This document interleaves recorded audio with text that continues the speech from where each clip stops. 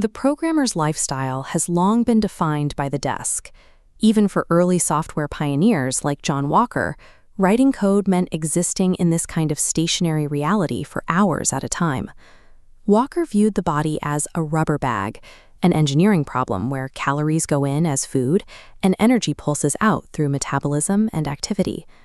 Today, we are going to calculate your personal caloric baseline for a desk job and engineer a sustainable 100-calorie reduction. To start, you will need a calculator, your current height and weight, and a blank spreadsheet. By treating your diet as an algorithm rather than a trend, you can bypass the noise of dietary fads and reach a predictable health outcome. We begin with your basal metabolic rate, or BMR. This is the amount of energy your body requires to function if you were to do nothing but sit in a chair all day. This is the Mifflin-St. Jeor equation.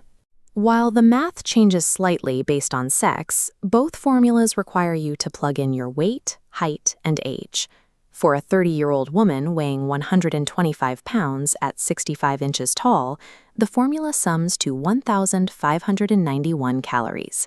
This number is the structural foundation of your diet.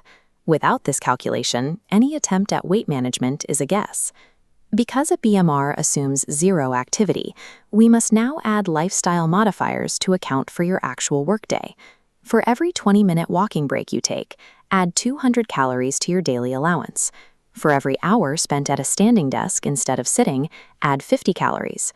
Add these modifiers to your BMR to find your final target number, and write that total down where you can see it every day. Incorporating these physical modifiers provides a baseline that reflects your actual workday. To find your starting point, log every single item you eat for a typical 24-hour period.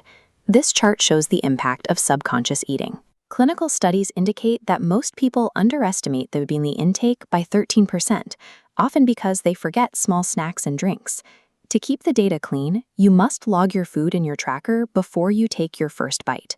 The precision of this 24-hour diagnostic is what allows you to determine if you are currently operating in a caloric surplus or a deficit.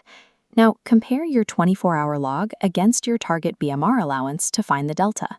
Avoid the urge to make drastic cuts. Dr. Rudy Leibel's research shows that severe caloric reductions can drop your energy expenditure by 15%, making it much harder to maintain weight loss over time. Instead, identify one item in your log worth 100 calories and remove it from your routine. This is a 100-calorie reduction.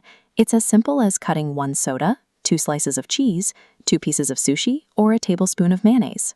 Maintain this single 100-calorie reduction for a 2-week sprint before you make any other changes. By using calculated baselines and iterative adjustments, you are no longer guessing. You have successfully begun